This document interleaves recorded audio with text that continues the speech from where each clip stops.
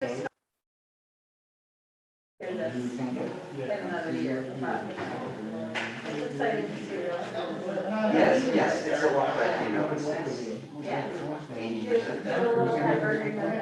I'm not gonna take up a chair until I see that there's an extra.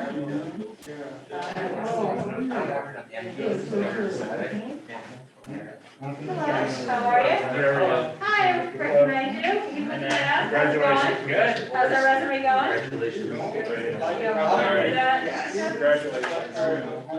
People have been saying that to me all week, and I'm like, I didn't do anything except just, you know, sweat a ton on my couch while I was trying to watch the end of these games. All right, good. You don't delay. It was nice that they won the last You one, expect to 7-0. see here, like, man, you to stay on top of it. Yeah, that one was worry-free. Yeah, that was like the best way for it to end, because I think almost every other victory they had this postseason was like 500 runs. Yeah. And those are, as you know. You guys all sign in, or? I was pulling hard. Hey, Freddie. Love the mask. So Portland. You just finished class? Yeah.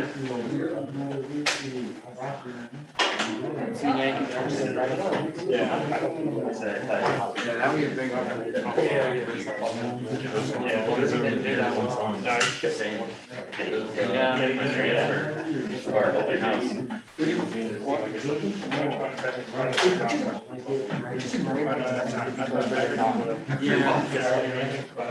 don't know, I guess.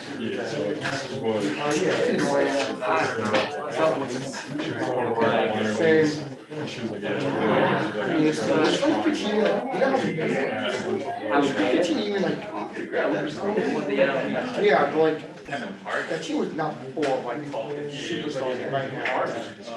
All was good. All was that year. Yeah, he was on great. Yeah, no one said about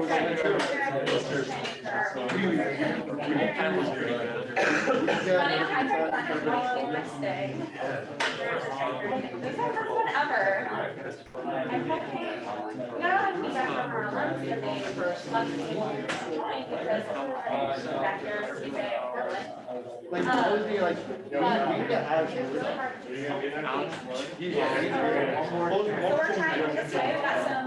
Wait, the tech that allows us to see all of them? Where they go to get cool. So you guys can tell the panelists that we're a little bit of screen, so. This person He did really well. I do like Sheldon. I like showing too, but he's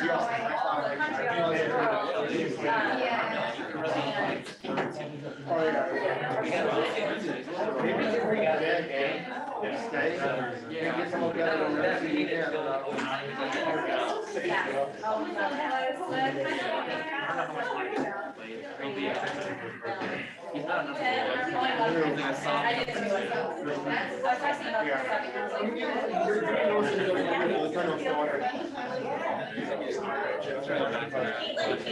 hear me okay? I know there's a lot of background noise. I just wanted to make sure so I can. Yeah, I can hear you. You can? Okay. Yeah, same here. Perfect. And you have video capabilities? I just want to make sure things are. Yep. Perfect. Oh, I love it. I love the background. So fun. Oh, yeah.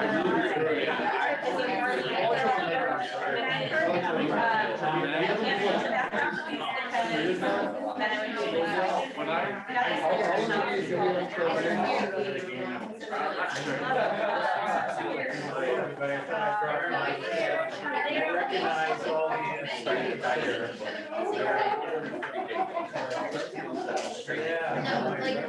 Thanks, Freddie. There's a lot of it.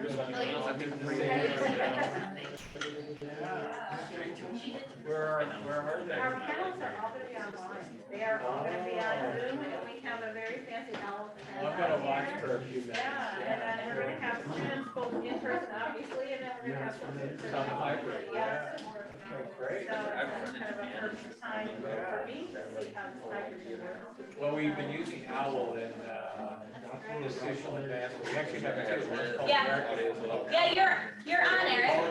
It's you. That's Eric. Ellen's in the box. They were playing nice earlier.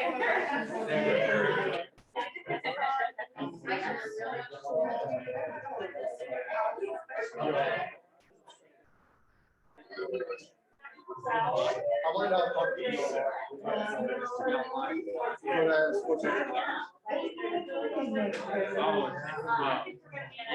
I mean, he might even put the test on like a still. These are them. These are Peter's.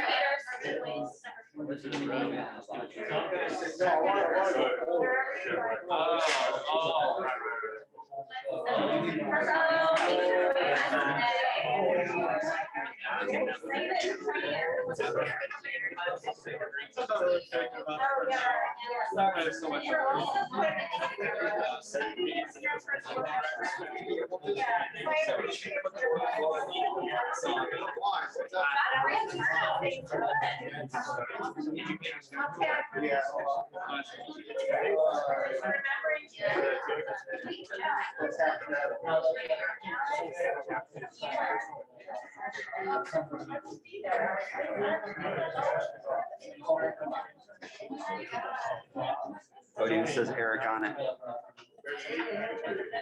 Just so we can tell them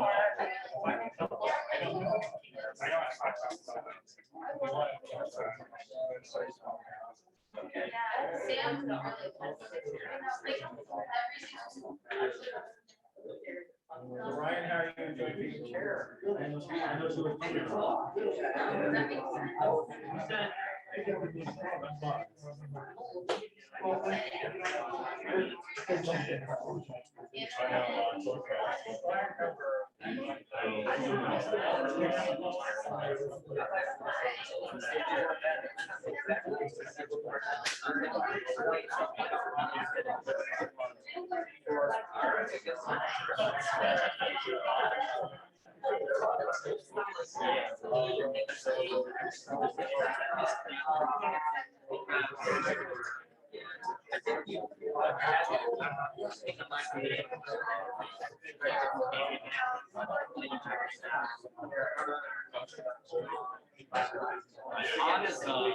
I know, I have.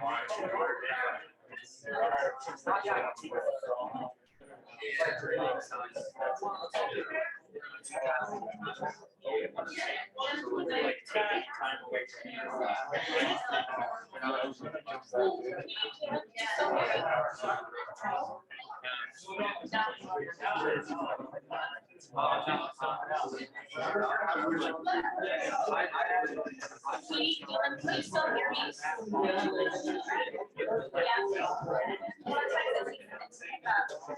I am waiting on our other talents.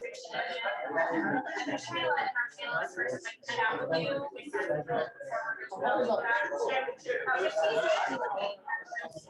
Wow. What about 30? Hey, Alex, how are you? Are you okay? I still can't charge it.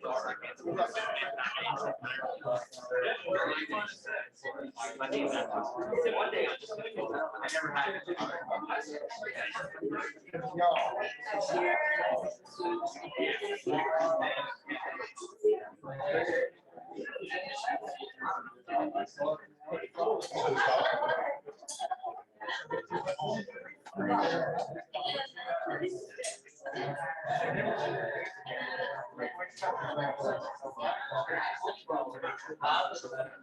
Where did I come from? I just got it.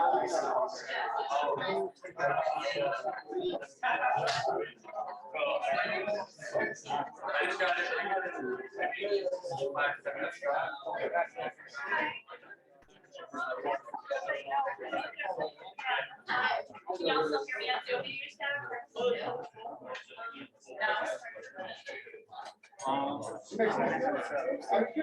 Can you also hear me on Zoom? Yeah. Okay. I'm being really loud because there's a lot of background noise.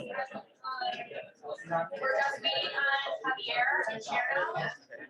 Cherno said he had to join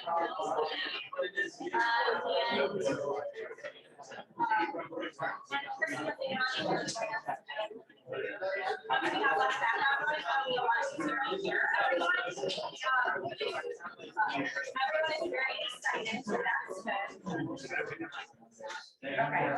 I'm just gonna let everyone in on Zoom and then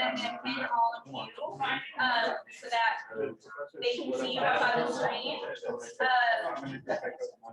And you can choose the view that you want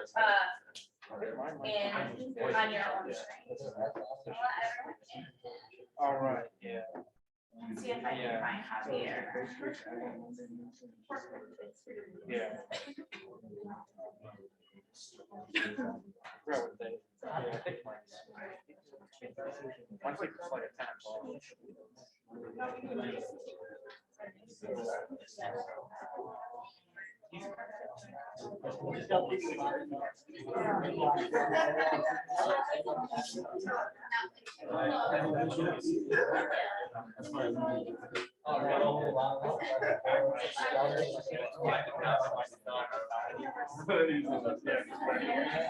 Yeah, like what? Like why can't we sign up this class? How would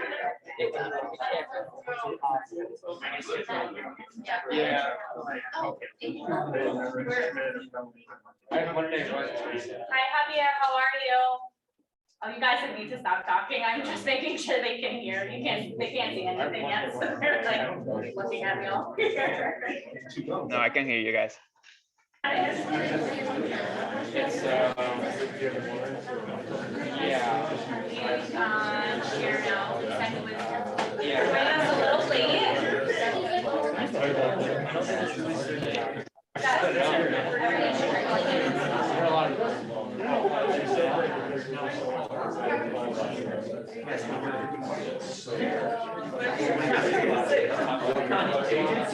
Just have the last presentation, the rock presentation. Can y'all see the room as well? Yeah. Is that how? It is.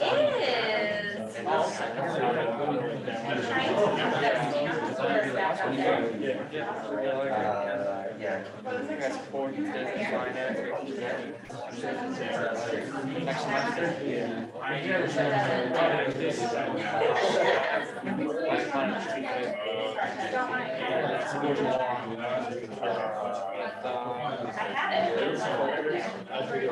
I have to say, as an if COVID's over,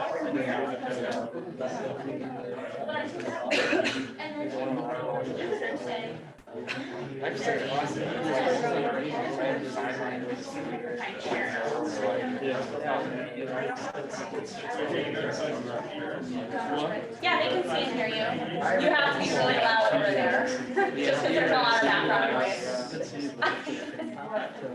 Yeah. They want to be able to. Probably going silent.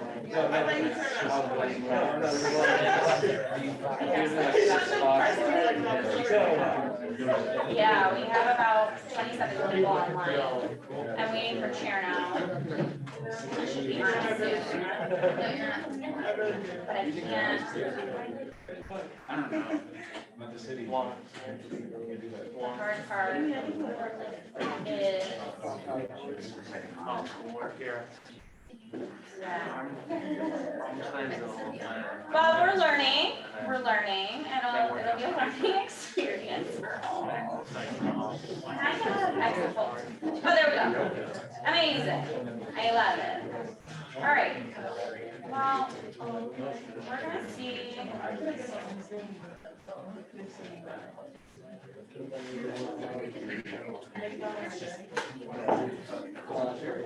Yeah. All right. So sorry if I just texted one of you asking for this chair now, because I don't know. Well, they run, time is different in New Jersey, I think, right? What? So he's in New Jersey, right? It's Alex. So sorry, Alex. I didn't have your number saved. I'm embarrassed. Embarrassed. Javi, do you have any great experience here you can send me? It'll be better once everyone's quiet. All right. Hey, man. If you see Therno Diallo pop in, can you pin him? That's the only one we're waiting on. But I'm gonna go ahead and get started, and if he pops in, we can do his introduction last. Okay? All right, everyone. So panelists, they can see, you can hear me okay? Yeah, all right, they can see you and you can see them. Very exciting. I'm gonna go ahead and get started. We may have people trickle in both on Zoom, but Nan is going to be monitoring in the back and letting everyone in. And hopefully Cherno, our fifth panelist, will be joining us as soon as he is able. My name is Taylor Lynch, class of 2017, and work in the Alumni Engagement Office here on campus. It is my absolute honor to partner with Career Services throughout the year to bring you our Alumni Speaker Series panels. I do want to mention before we begin that this is the first time we're hosting this event in a hybrid format. This little owl camera at the front, you can't really see it, but the panelists at home can see all of you in the room and should be able to hear you when you ask your questions. We will ask you to raise your hand when you have a question. I will call on someone, you stand, just lower your mask, speak as loud as you can. I tested it in the back, it does work in the back, so Freddie, you'll have to be loud back there. We should be able to hear and see everyone, no problem. So please bear with us as we're trying this for the first time. Our panelists are all joining us via Zoom. We do have some other attendees on Zoom as well, and obviously you're all here with us in the room in person. We will have a survey after the event, and we encourage all of you to fill it out before you leave. We have a QR code that you can scan quickly and fill it out. We are especially interested in the feedback. As I said, this is our first time doing this event in this format. Thank you all for being here this evening to attend our Alumni Speaker Series Careers in Sport panel. Before I introduce our panelists, I would like to share the Alumni Association's event statement that we read at the beginning of every event. The Cortland College Alumni Association takes pride in creating among our Cortland family an inclusive environment for alumni, students, faculty, staff, and all other campus community members. Any demonstration of racism, bias, derogatory remarks, or any other actions that individually or systemically harm others have no place in our university community and will not be tolerated. By attending and participating in this event, you acknowledge that you will act in a respectful manner. Failure to adhere to the statement will not be tolerated, and you may be asked to leave this activity or event. Together, we can work to build an inclusive and welcoming environment for all. I would like now to introduce our five. We're waiting on Cherno, so we have 4 up on the screen right now. Hopefully, he'll pop in. Dedicated and hardworking alums who have agreed to be here tonight, share their experiences in the sport industry, and provide some advice for those of you with similar career goals and give some tips that you may not receive in the classroom. So I'm just going to introduce them, their names, their class years, and their titles, but they will give a brief introduction after I announce all of them. So if you could all wave when I introduce you, that would be great. We've got Caitlin Brigham, class of 2014, coordinator of guest services for the Buffalo Bills. Cherno, we're gonna skip Cherno, my bad. Katie Keenan, class of 05, masters 2010, senior director of live event operations at the National Football League. Alex Khilnani, class of 07, director of yield strategy and revenue innovation for NBC Sports and Olympics. And Javier Roman, class of 2014, senior coordinator for Latino club marketing for Major League Baseball. So I'm going to go in the same order. Caitlin, if you want to kick it off and just give a brief introduction of yourself and where you are today. Yeah, no problem. Like you said, Caitlin Brigham, graduated in 2014, kind of just rolling through there. From after my graduation, I actually got a guest service graduate assistantship with the Buffalo Bills.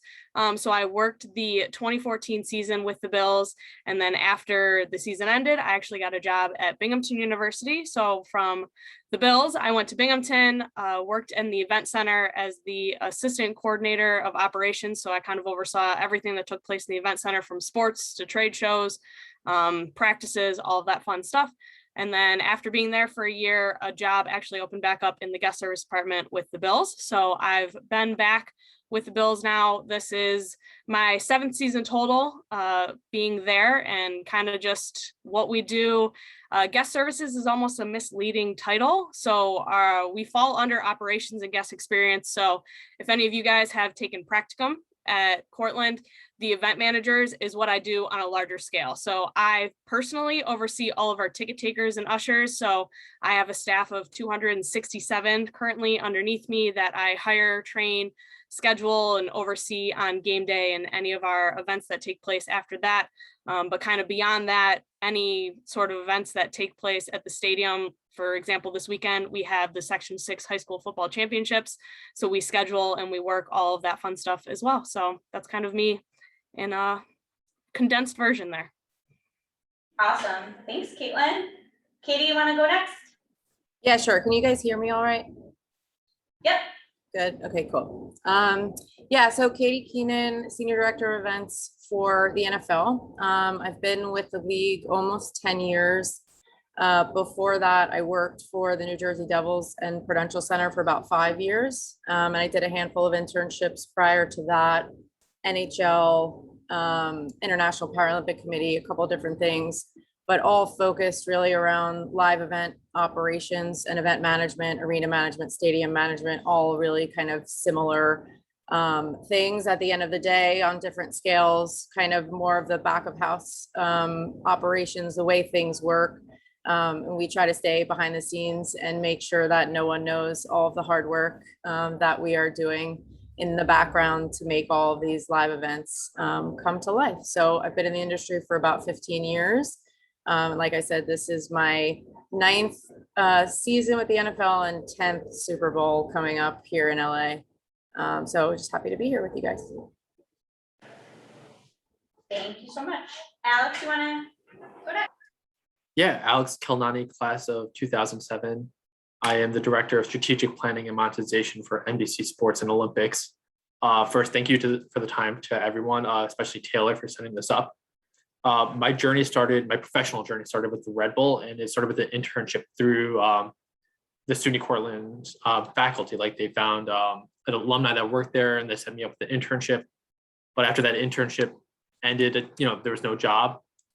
Got my start with the NBA out of the blue. And I worked there for about 3 years before working at NBC Sports. And I've been here a little over 10 years. In my tenure, I've done everything from broadcasting to market research to now revenue modeling. And I'm excited to work on my 2nd Super Bowl and 3rd Olympics in the last 5 years. Very cool. Javier?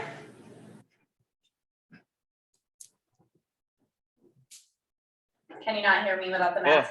Hi everyone, my name is Javier Roman. I'm the senior Latino coordinator for that MLB. So my main job working with MLB is targeting the Latino community and Hispanic communities come to the stadium, be able to bring that brand that we have with the Hispanic and Latino players. With around 30% of our population of the players are Latino. So our main focus on that is bringing that baseball global, especially for the Latin America. Previous jobs, I was held a couple internships in Perth Heat in Australia Baseball League. I was working there as a marketing coordinator in that league, especially with that team, and worked for Caguas Criollos and Puerto Rico Winter League as well. So I'm been in baseball for a couple of years already. Very nice. Thank you for being here. I see Therno's joined us. We are so excited to have him. Therno Diallo, class of 2016, is the Assistant Director of Facilities and Events at Rutgers University Athletics. Therno, you want to give a quick 1 to 2 minute introduction of you, where you're at, how you got there? Will do. Good evening, everyone. And again, I apologize for being late, but my name is Therno, like the word chair and the word no put together. And if you could roll your R's, you get bonus points in my eyes. So really look forward to working with you all and sharing my story, and hopefully you all could learn and grow from this opportunity. But I've been at Rutgers now for 10 months as the Assistant Director for Facilities, Events, and Operations. I work closely with our women's soccer program, softball, swimming and diving, rowing, secondary for men's basketball, and our entire staff helps out with football games. And then prior to that, I was the assistant athletics director for events and marketing at DePaul University, which is a D3 school. And then prior to that, I was an intern at the Big Ten Conference. And then prior to that, I was another intern at a D2 school down in Florence, South Carolina. And then was fortunate enough to graduate with my bachelor's degree from SUNY Cortland, and then got my master's from Canisius College. So my goal is to one day become an athletics director and lead an athletic department and provide opportunities for student athletes for personal growth and development. In due time, I think I'm headed down that path. So really look forward to working with you all and sharing my story, and hopefully you all could gain and benefit from this opportunity. For sure. All right, thank you all for introducing yourself. I'm gonna open it up to your questions. As I said, just raise your hand, I'll select someone, and then just stand up and ask your question as loud and clear as you possibly can. Who wants to go first? Freddie, I know you got a question.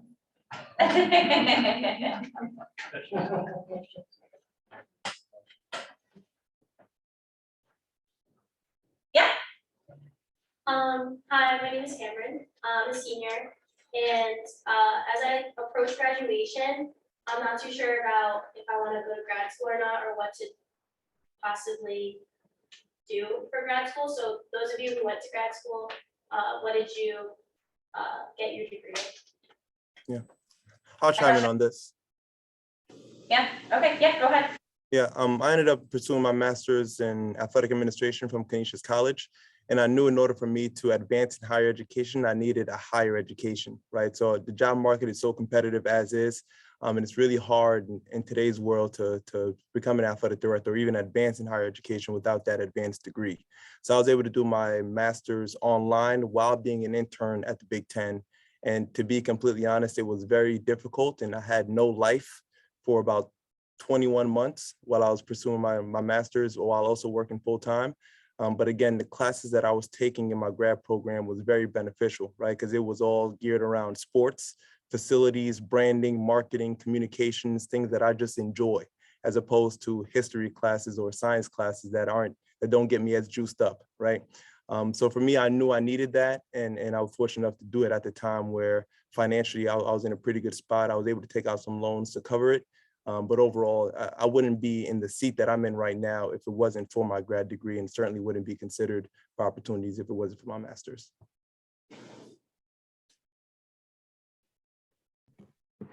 Yeah, I can piggyback off of that.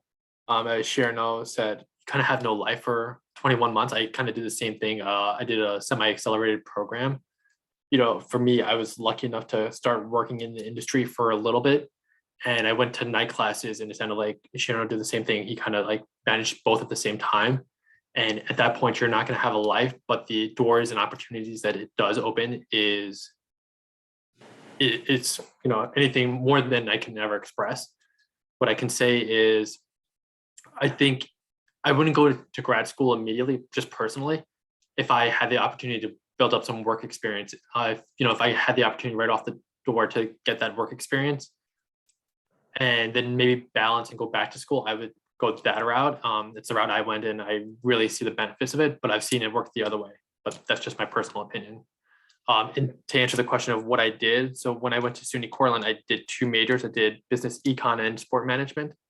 And because I wanted to work more in the finance econ world, when I went to grad school, I got a master's in finance and another one in economics to kind of just solidify that position, and I think it helped me with the trajectory that I'm on right now.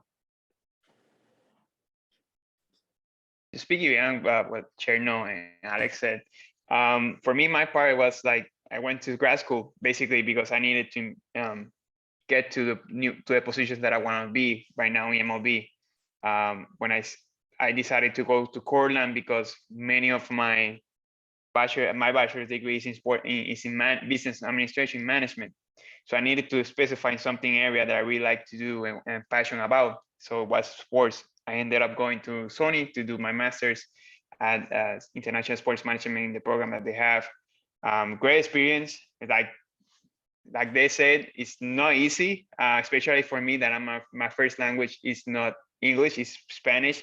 And writing and doing classes in English, it built me up to be what I'm at right now, and learning how do more business in the sports area and do more marketing in sports area, especially for the fans that we want to reach out. So definitely it's a great opportunity to do so, and be able to that will give you an expand horizons of new opportunities you want to reach out and want to get to that goals that you want in your sports career, in your personal career. Also, too, I've been on a few search committees in my previous roles, and literally we've had candidates that were neck and neck, great fit, great experience, but one thing that separated them was that graduate degree, right? And for us, that was really important for our student athletes to know that they have staff members who excelled academically as well as being able to coach them up and provide them with other administrative opportunities. So there could be a situation where, you know, you could be neck and neck with a candidate, and that grad degree could be the differentiating factor between you getting the job and not getting the job. Yeah, I would just add, I think it depends a little bit on what you think you want to do. Agreed. There are certain fields like event management where I happen to have my master's, but I certainly didn't need it. So I think and I'm glad I did it, and I certainly don't regret it, but you know, it's all about what you want to get out of it. So I agree with Alex fully on kind of working a bit and seeing what you like, what you don't like, because it's a big investment, it's a big time commitment, it's all those things.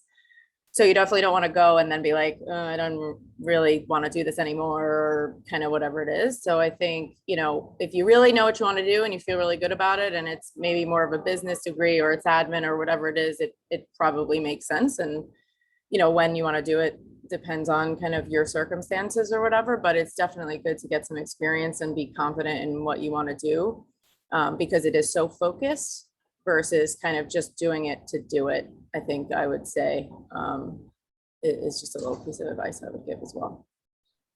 Yeah, I actually couldn't agree with Katie more. So we oversee obviously all of our game day staff, but then going along with that, we also have a lot of committees at the Bills as well. And with our internships, I'm actually the one that goes through all the applications for the guest services department. And a majority of the time, if you have a master's, that's great. We're not looking for it to be in a specific like field. Doesn't have to be in sports. It can be in marketing. It could be in education. That doesn't really affect us. But I don't have my master's degree. I've kind of ran into situations both with Binghamton and coming back to the Bills where I haven't needed it. And it actually came up the other day too, that going off of internships and getting experience, if you apply for a job and you come in for an interview and you can tell us about all the experiences that you've had and what you've learned from that hands-on experience, sometimes that can take you a lot further than just saying that you went and got your master's in sports because you didn't know what to do after school. So that's just what you did. So I definitely agree with Alex. If you find a bunch of internships that you want to apply and work throughout the next semester and the summer and kind of get that experience, you might even find what you want to go and get a master's in and kind of extend that passion a little bit further. And I just want to piggyback off a great point Caitlin made. You know, the master's might be a great differentiator, but the thing that you need to realize when you go into the professional world is you're not competing with just sport management students for these jobs. You're competing with, you know, if you want to get into marketing, you're competing with people that have communication degrees, marketing degrees, sports degrees, etc., not just sport management degrees. Who's got a question? Yeah, you want to stand up? If we could share your name and then your class year as well, just so that Owl can grab you and see you Yeah, my better. name's Aiden, I'm a junior. At what point did you guys know what you wanted to do, what position you wanted to have, and what kind of separated you from the other candidates that wanted that same position?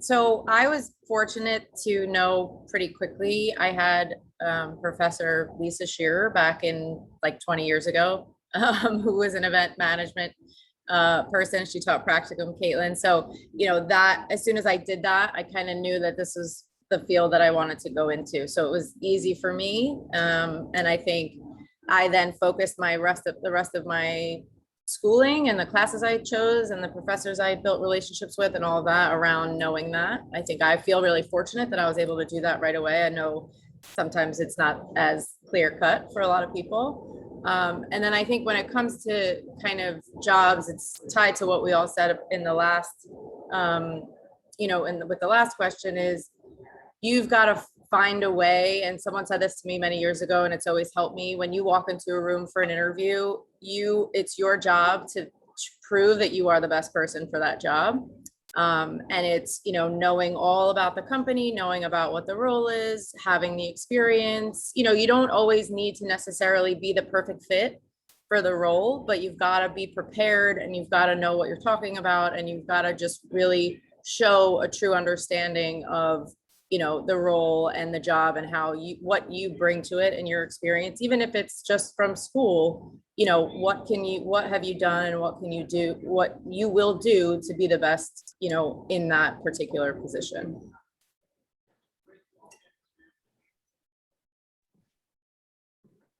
Yeah, I agree with a lot of that. I was lucky enough to have Professor Shearer too, and I look at her as a mentor.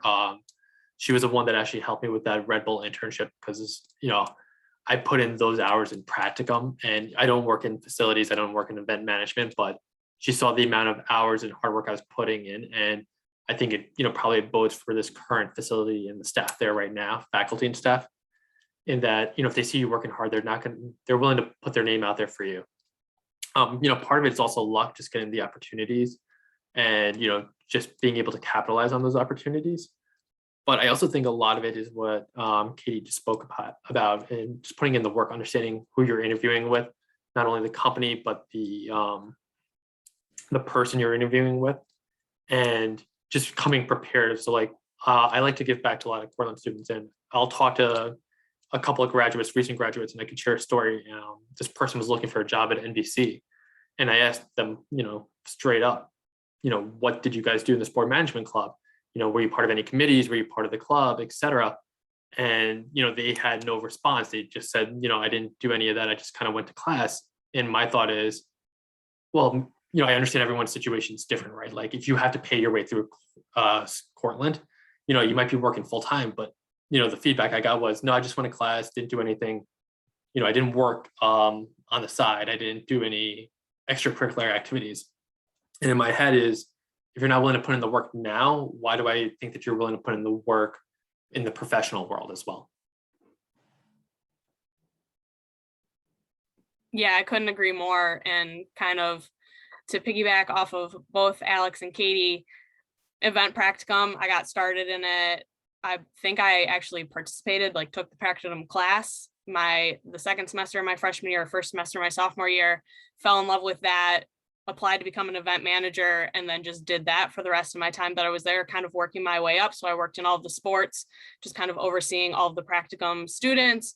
I really fell in love with that. And then I, again, also kind of luck happened upon, I did an internship at Binghamton University while I was at Cortland, kind of doing the same thing, just at a D1 school rather than at the D3 Cortland school. And then, like I said, I got the graduate assistantship with the Bills, kind of doing a very similar thing.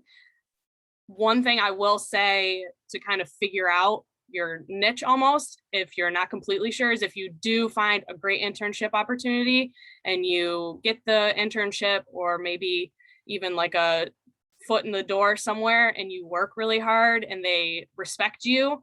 I know we will at the Bills, we've had other departments shadow us. We've had interns from community relations come over and help guest services, and same thing, our intern has gone and worked with events and in stadium ops and in football operations, because as long as you show that you're dedicated and that you want to put the time in, they'll kind of give back to you, especially in an internship or graduate role, where they'll kind of let you get your feet wet in other departments to really find what you love, because ultimately we want you to stay in the sports world and we want you to love what you do. So definitely reach out to maybe people that you've done internships with to kind of get more information and see what connections they have to kind of find that niche.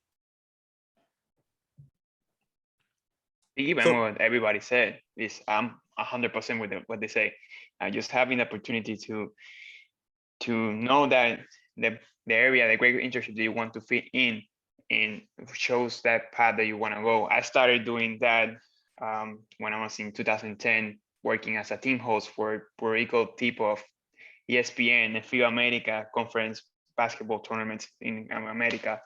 and started looking at the areas that I really wanted to work with, and started looking, researching of areas in sports management world that I could fit into what I'm at. When I finished my internship in Perth, Australia, I knew exactly what the path I want to go was in the marketing area.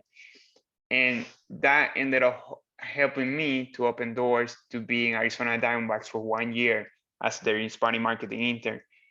That was a huge new market that nobody was tapping on, especially with the population that we have here in Arizona, that roughly like 40% are from Latinos.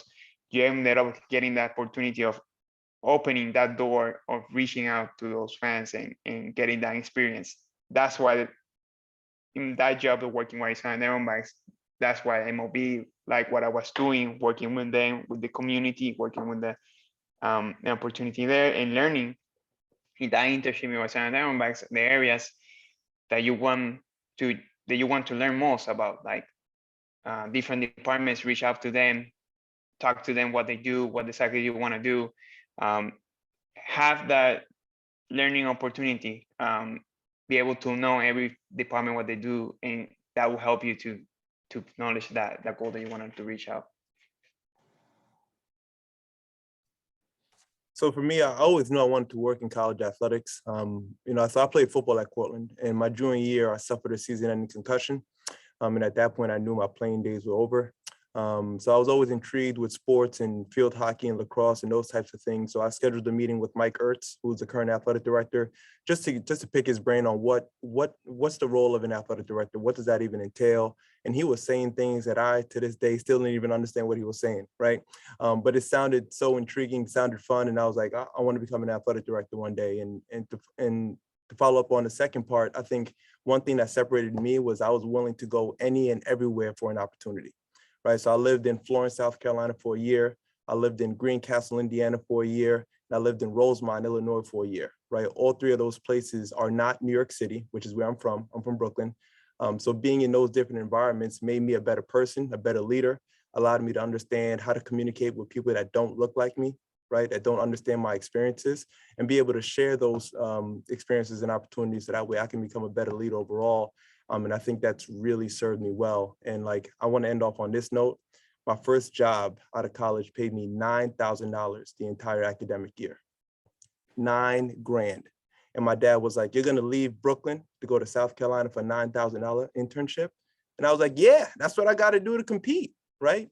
So if you are into the financial aspect, if you think you're going to graduate from college and your first job is going to pay you $100,000, that's not reality, right? So you do got to pay your dues. This industry is, you got to pay your dues. You got to work hard. You might have to flip popcorn at a concession stand, or shag balls at athletic events. Be willing to do any and everything to build credibility with your staff, so that way they see that you're willing to put in the work. So that mentality has really worked out well for me, and that's why I'm in the position that I'm in right now at Rutgers.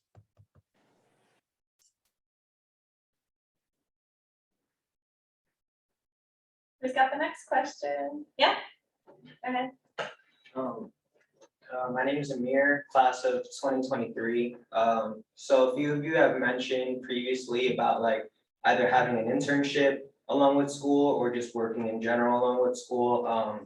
I recently got hired like full time to work at least about 30 hours a week for a title insurance company. And I do feel like I'm building skills that are applicable to any job that I applied for. But my main question is like, what were some things that helped you balance or manage your time between work and school?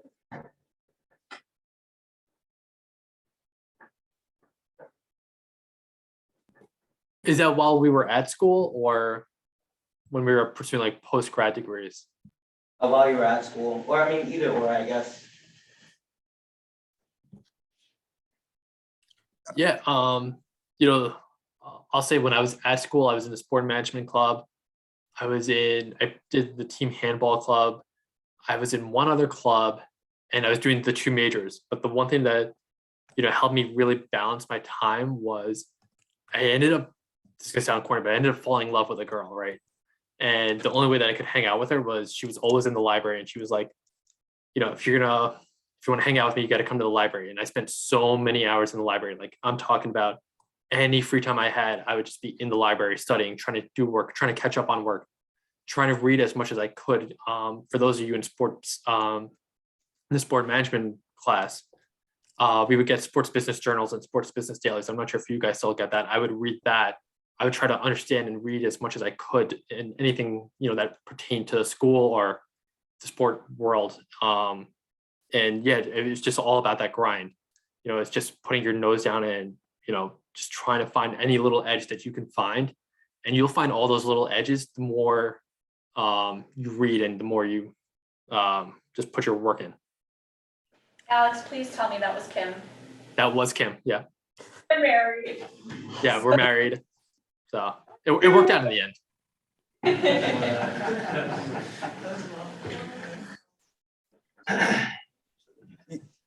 Yeah, so for me, it was all about discipline. Because again, when you're working full-time and being a full-time student, at least in my case, when I was interning at the Big Ten and pursuing my master's, I really had no social life, right? No social life. I missed out on family gatherings. I missed out on birthday parties because, you had to pick and choose, right? And I was also living in Rosemont, Illinois at the time, where it was just me. I was working full-time. I was writing papers, doing presentations and all those types of things. So to your point, it's like a grind period, right? You have to look at it as I got to sacrifice a year and a half, 2 years to get this done so I can position myself to where I need to be in the future. And sometimes many of us aren't willing to make those sacrifices, but I'm telling you right now, if you are, you'll reap the benefit years to come.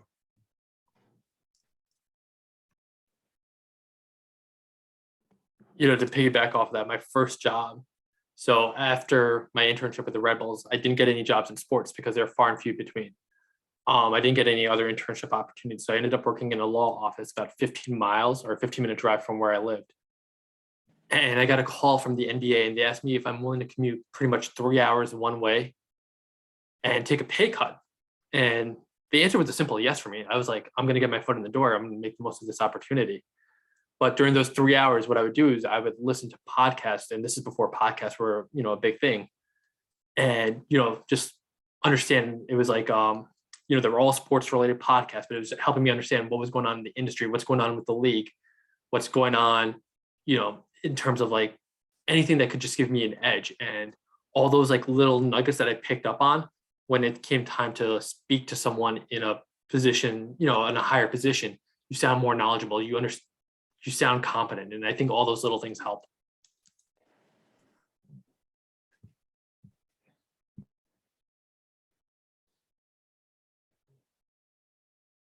Anyone else want to add on time management in college or outside? Or after, I should say, not outside. I mean, I think I'll say what everybody kind of already knows, right? I mean, this job or this career typically, takes a lot of your time. I mean, you can certainly find a job that's more manageable and is 9 to 5, but if you're, really passionate and you're looking to do events or, work in any of our jobs, I would say on this panel are more than 9 to 5, weekends, nights, events, all those things. And I think, it is just, it sounds maybe a little corny too, but if you're really passionate about it, that's just what you do, right? And you figure out ways to make it all work. And, you certainly have to sacrifice, 100% agree. Like you've got to give some stuff up. And there are times in your year or times in your life, like Cherno said, that are worse than others, and you've got to balance it. And if you set goals and you say, okay, in these next X amount of time, this is what I'm going to do. And then I'm going to get to this next point and I'm going to spend more time, right? It's just about setting your sights on kind of what you want and knowing that that's what you want. And then you kind of figure out how to do it. And I think, as you go through, you learn the things that need to get prioritized. You're certainly not going to always know that right away. And then if you're in a position, you can ask those questions, right? If you're in a newer position or you're just starting out and you're not sure between your boss or school or whatever it is, like you can ask hey, I've got this issue, like right now, how can you help me prioritize, right? There are people around you or that you're working for or your professors or whatever it is. If you're feeling overwhelmed, they can maybe help you try to figure out what you want to do, but it's really kind of just knowing that if you really kind of want to advance and be successful in this career, you're likely working a lot, and you missing, I would say, in a way, missing out on things, but then also experiencing really amazing things on the other hand of that, right? So it's a give and take, just like everything else in life, which you'll soon learn, if you haven't already. And I think if it's your passion and it's what you want to do, then it's worth it.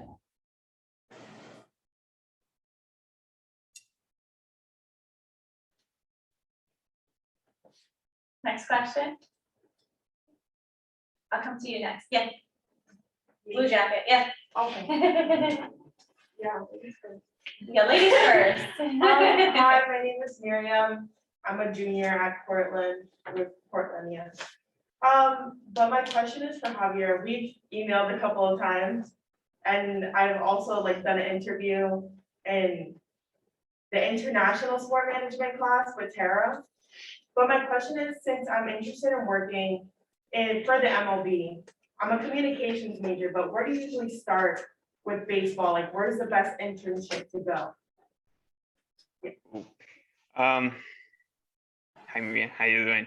And I think that the best internship to go is whatever any sport, any team to give you the opportunity to do so and learn the experience in that club. For example, for me, like I'll go back to Australia. I never got opportunity as many of you guys who have be able to do an internship here in the United States first when you get out from graduate school. I didn't have the opportunity. I had to take the risk, you're knowing, sorry to mix your name, to go to take the risk to go to Australia and be able to learn how to work at the minor leagues. Just be able to be open of the chance of learning how these places, these clubs will give you that chance. None of them are, I would say, just check on, verify with your classmates or verify with somebody works in different clubs and see they're able to, if like the opportunity of working on those clubs and having the chance of getting knowing more on that part. But every club that will give you the chance to grow and learn how we work in baseball. So just keep an eye on it, and be able to reach out to many of anyone that works in clubs and especially in the league as well here as me, that give you that chance. So just not every club is not the best internship where to go. It's just who give you that opportunity and you learn from it, and then you grow from there and you learn how to go with your path. Yeah, actually, kind of to piggy off of that, and I think Alex said it before too. Obviously, everyone wants to work in sports, and there's only so many major league or pro teams out there.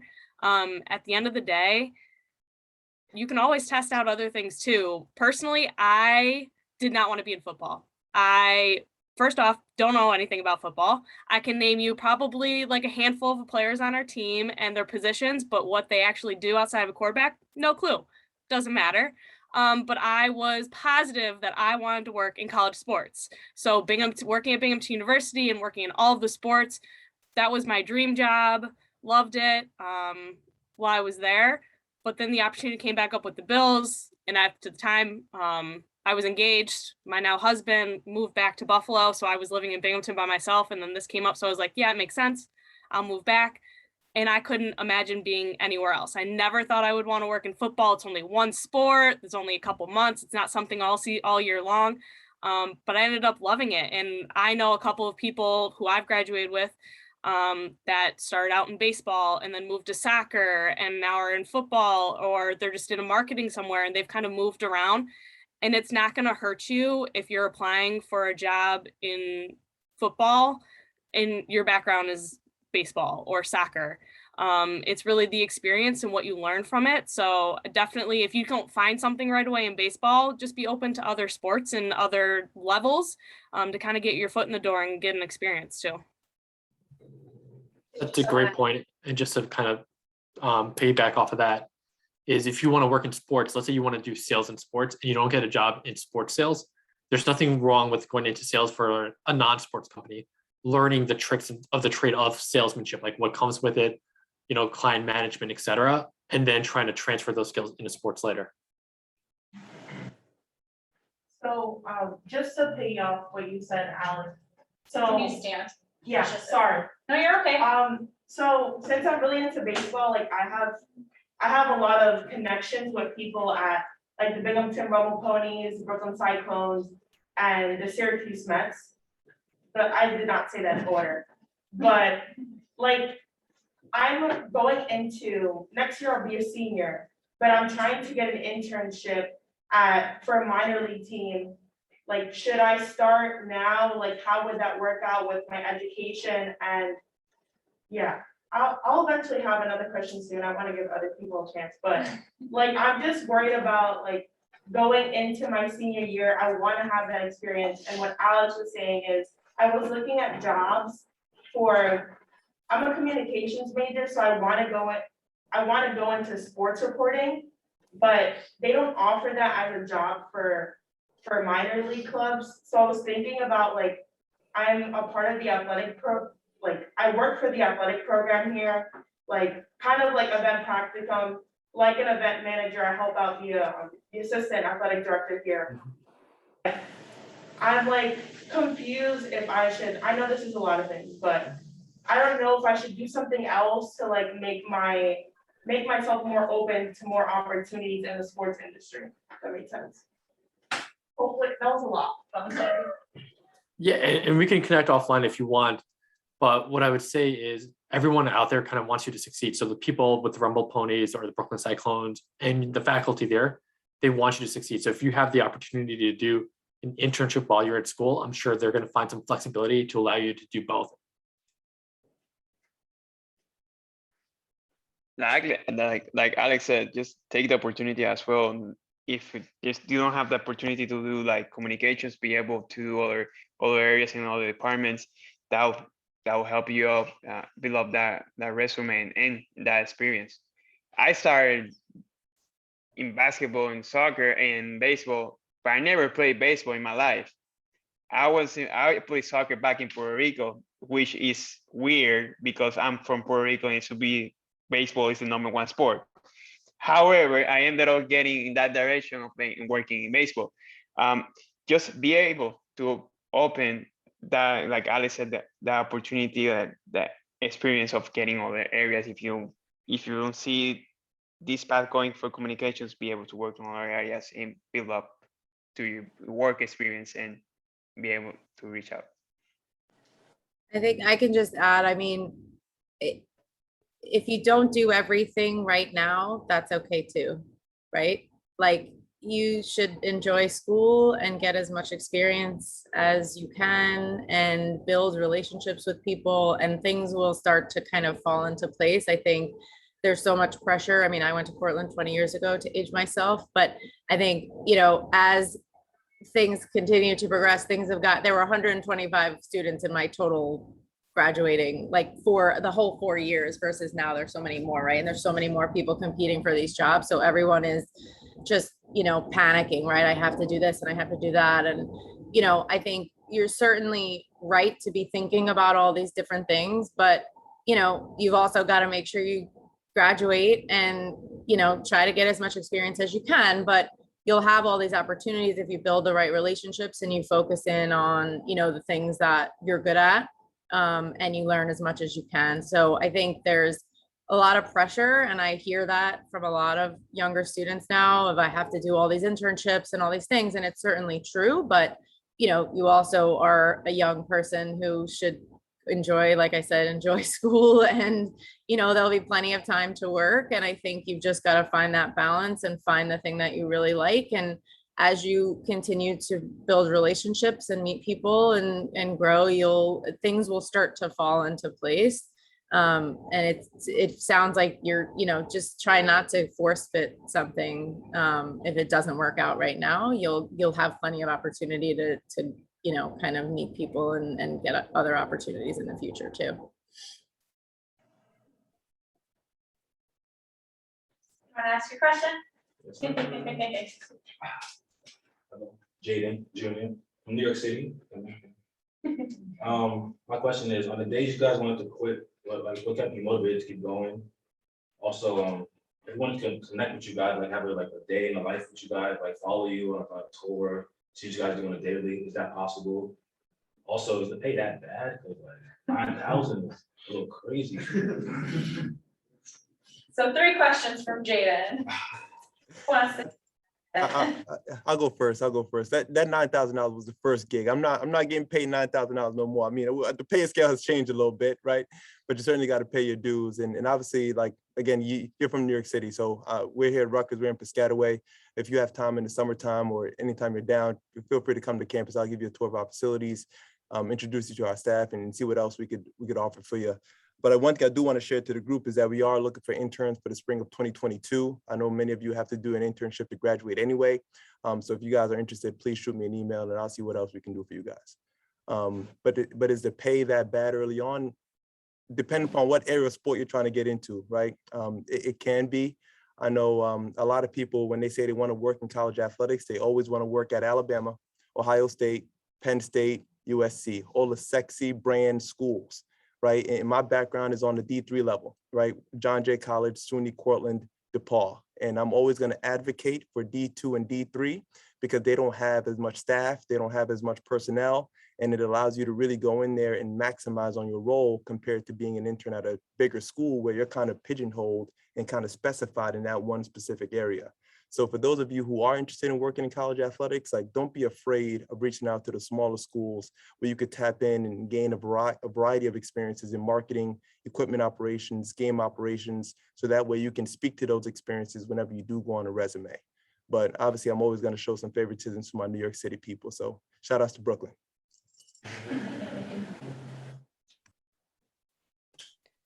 To piggyback off of that too,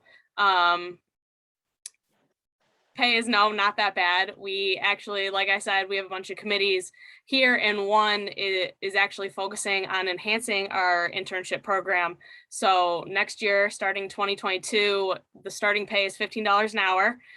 We are all internships are full-time, so up to 40 hours a week. So if you needed health insurance, we offer that as well. And then we have actually workshops where we have people throughout the company, and we're kind of beneficial where the Bills, our owners also own the Sabres and the Bandits, and they have ties to the Bisons, and all the sports basically in Buffalo kind of tie into one another. So we have opportunities to kind of go on field trips and learn from other people throughout the industry. So, just similar, trying to make our internship here sound a little bit sexier than that. But also kind of to go off your question, hard days where you want to quit. Katie said it, you work long hours, you sacrifice a lot of stuff. Your coworkers become your family. So kind of story here. When I was pregnant, my boss actually got all of my hormones, all of my mood swings. I took everything out on him. My husband got the easy side. He just had to give me ice cream and I was happy. And my boss will tell you that to this day. He's like, yeah, my wife was pregnant and then my coworker was pregnant. It was a nightmare. But you work long hours, you get to know each other. My daughter knows all of my coworkers. You work in an office together, you get to know each other very well. So on those hard days that you have, you're not alone. If you are ever feeling something probably similar to you guys right now, you have friends and fellow classmates that are in the same classes going through the same struggles, and maybe a hard test came up. You just got to kind of learn to communicate. That not only will help you in your job, but in your life too. Just being able to talk to those around you, you kind of benefit in the real world in your career, that everyone's kind of going through the same thing. If you have a bad game or a bad day or a bad event, other people around you had that similar experience. So they're always there to kind of lift you up and help you out. So that's probably, although you do work a lot of long hours, you get a bigger family out of it at the end of the day.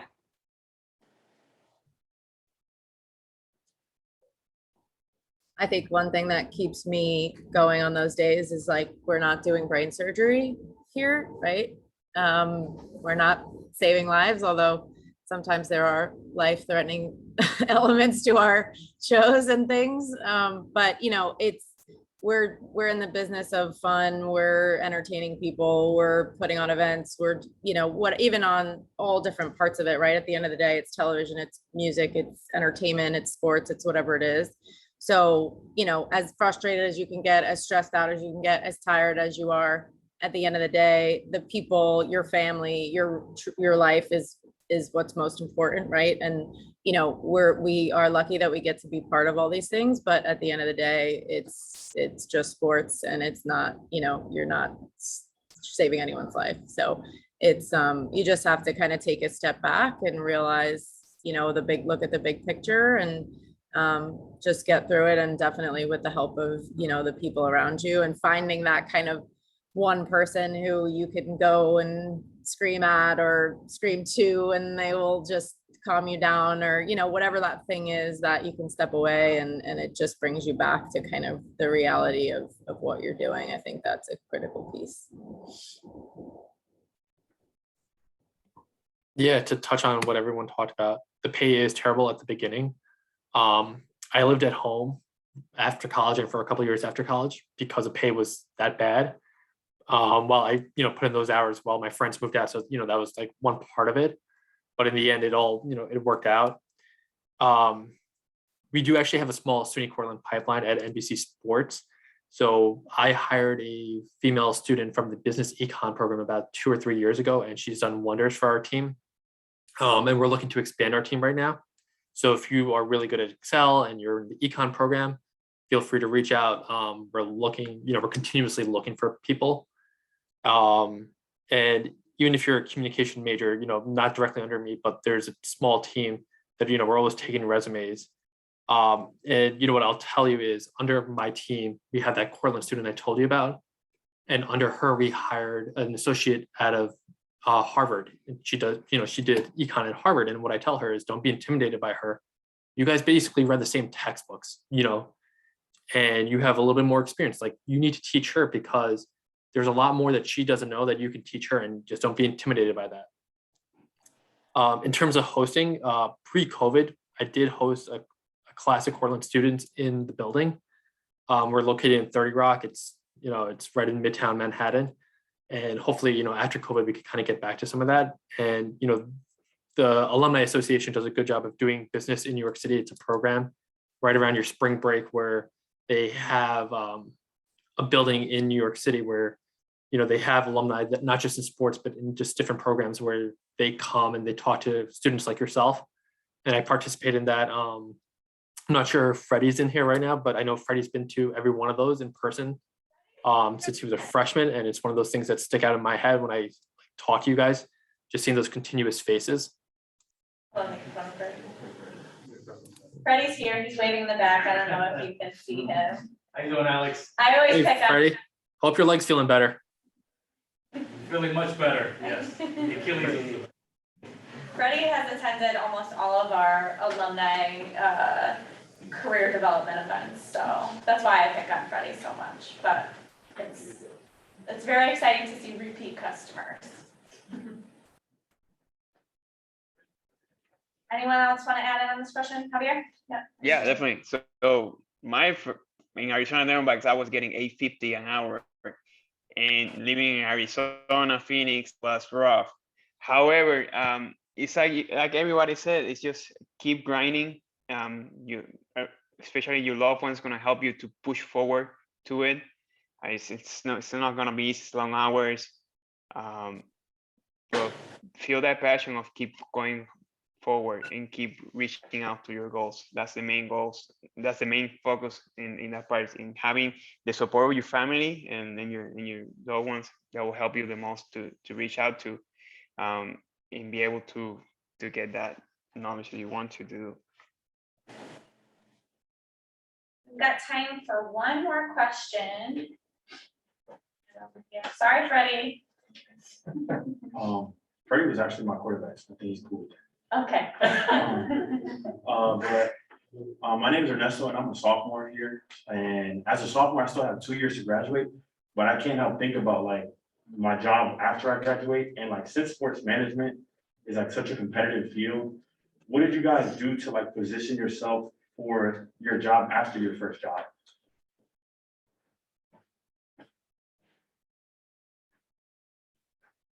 You're already thinking about your job after your first job? And you're only a sophomore? Is that what I'm hearing? You don't make that much money in your first one. so- Slow down. I'm gonna give you that advice as an almost 40-year-old.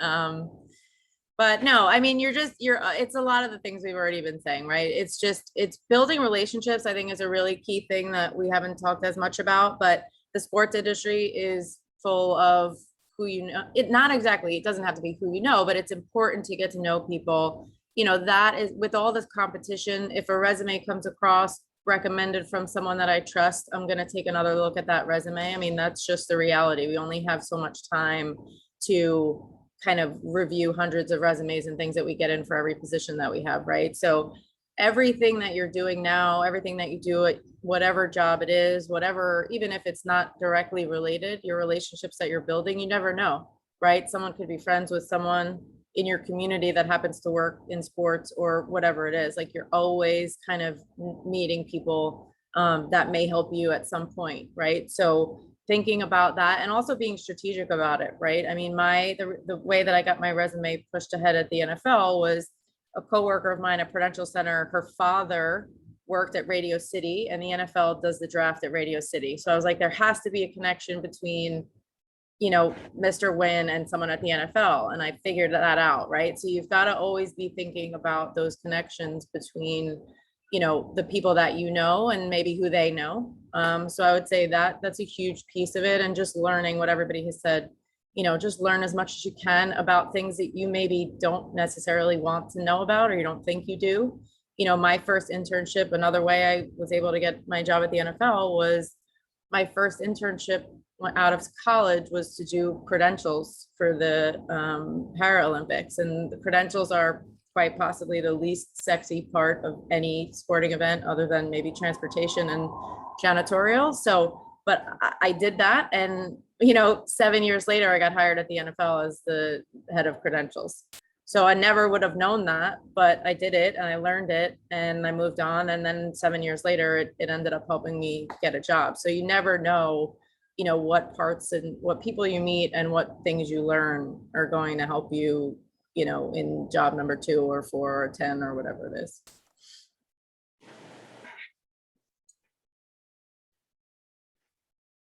I would say build relationships, as we just talked about.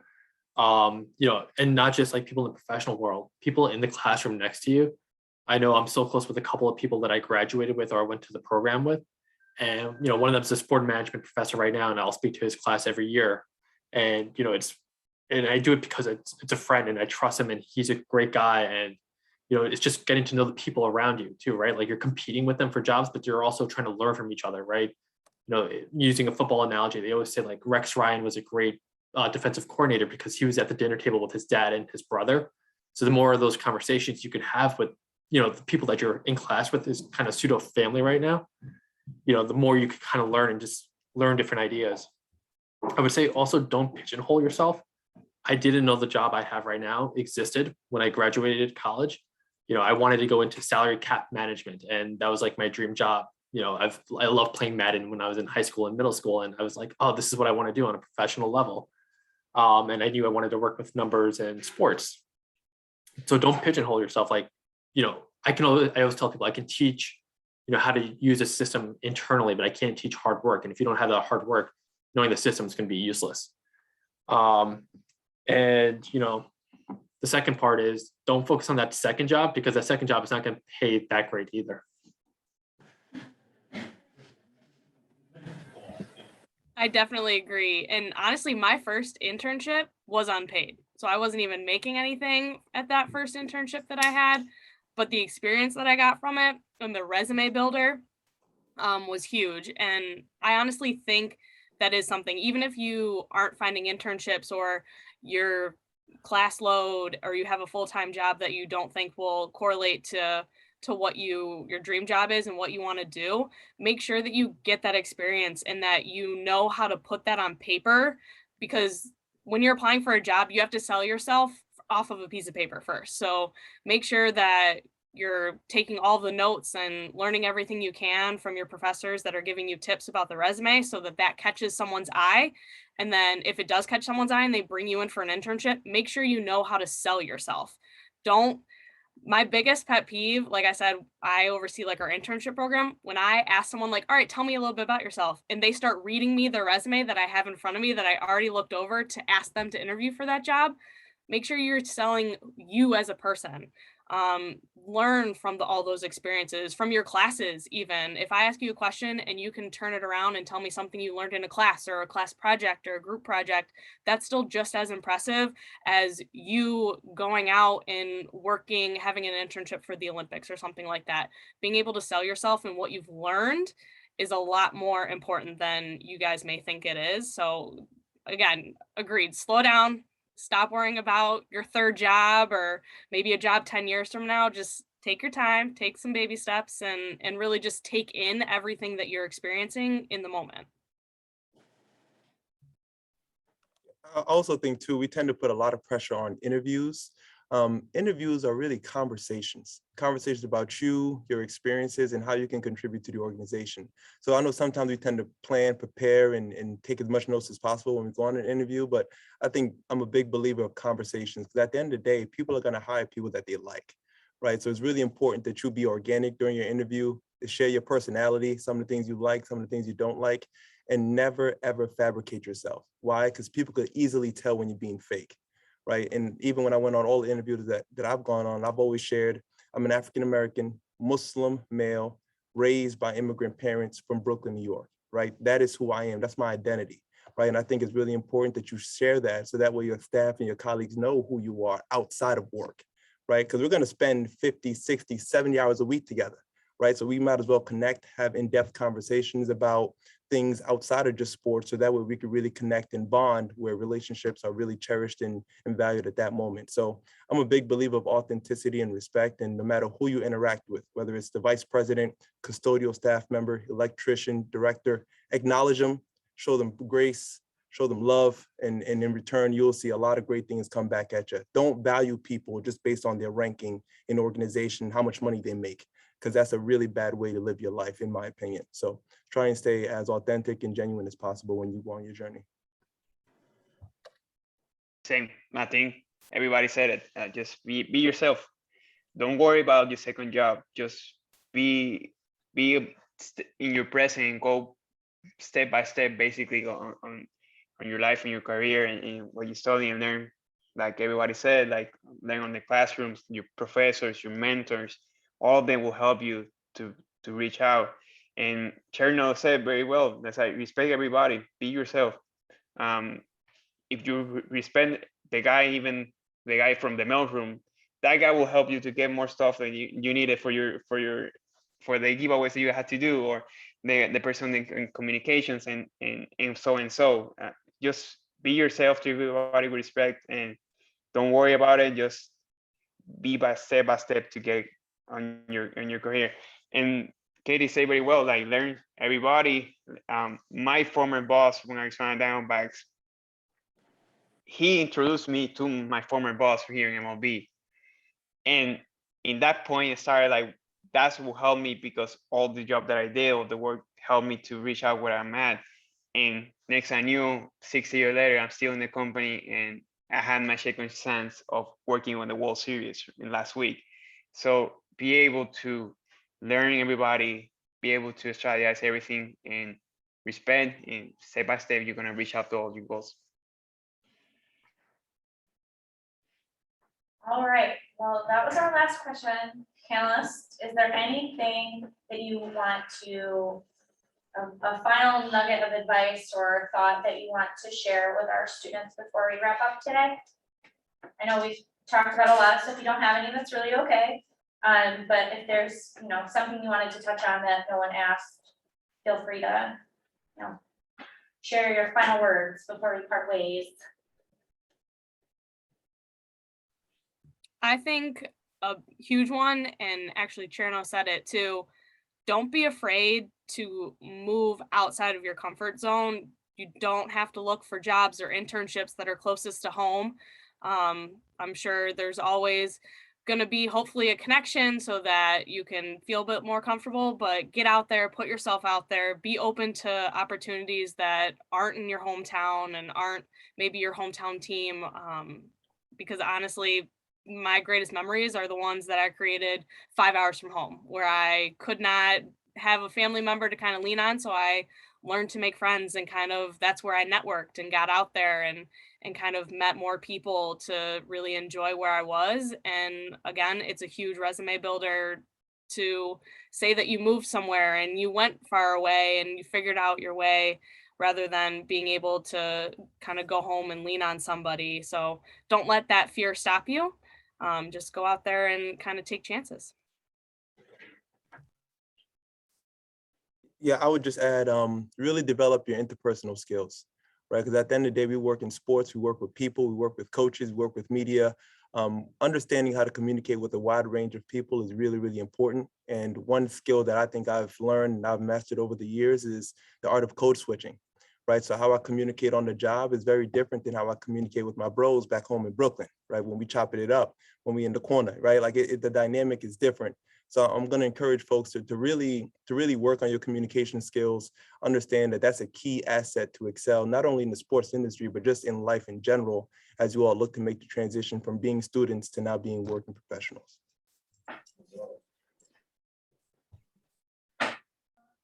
It might sound really simple, but I mean, you guys are all in school for a reason, right? Like, you're there to learn. Don't take those classes as kind of like a joke or like a gap to where you really want to go. Like, really take a lot out of what you're learning in there. Like, you're paying the tuition, you're paying for the books. Make sure you're getting everything out of it. And, it just goes beyond the books, right? Like, talking to your professors, trying to pick their brains on, what they're seeing in the industry and, how you're seeing it and, what insights they could have. And then, just work hard, play hard. I went to SUNY Cortland. I know the atmosphere. I know, like, downtown, et cetera, like Red Jug, all that fun stuff, right? And you're going to go there and you're going to blow off steam, but make sure you're like earning that steam, right? Like, you could just go out there, and if you're not doing the work, then you're just going out. But if you're going to go out and like blow off some steam, that's like the reward right there, I think. I think the one thing I would add that we didn't really talk much about is just being, and Alex, you kind of mentioned like SBJ and SBD and all those things. Like, think about the things that are going to grow in the next 5 years, right? If you're trying to figure out what you want to do, if you're not sure, crypto, NFTs, getting people, what's a second screen experience? What's the social media piece of all this? Like, you guys are living and breathing that all the time, and we're looking like an older league like the NFL is now, how do we do this, right? What are we doing? And, if you're kind of thinking about what the future of sports is, the future experience, right? Someone once said to me, 50 years ago, and this was 20 years ago, so 70 years ago, boxing and horse racing were the things, right? That was the sports. And now it's football, it's, whatever. So it's like, what is the future, right? MLS is growing tremendously. Women's sports are growing tremendously. College,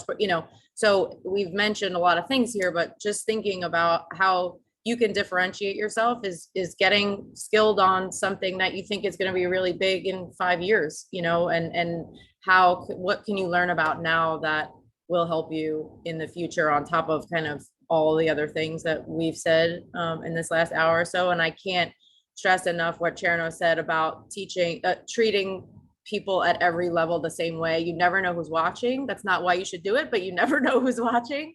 And you never know who knows who. One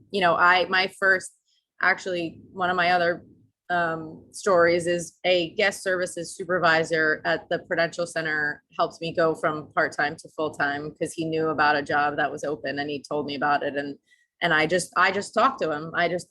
He was just standing on the concourse and we were chatting, and, he was a part-time employee, like in theory, not necessarily someone I had to talk to or whatever, but, I just did. And it happened to lead to something else. So you never know who you're talking to. And people notice the way you treat other people. And, your character is a big part of just your success in this industry, but just, in your life, like Cherno said. So I think that's a really important point.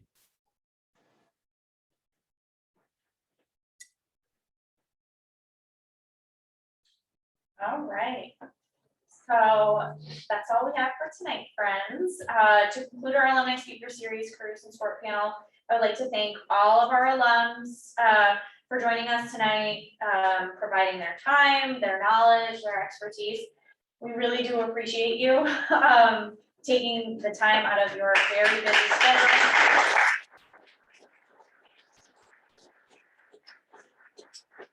They're applauding. It takes a while to move. But to be here for the students tonight. And students, thank you for being here, for asking great questions, and attending tonight.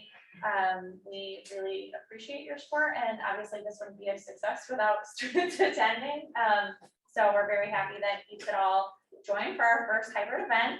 I do want to take one photo for our social media, if all of our panelists could smile, and then I can't see your smiles on your mask, so if y'all could like wave or something fun, that would be great. I'm gonna take it right now. Ready?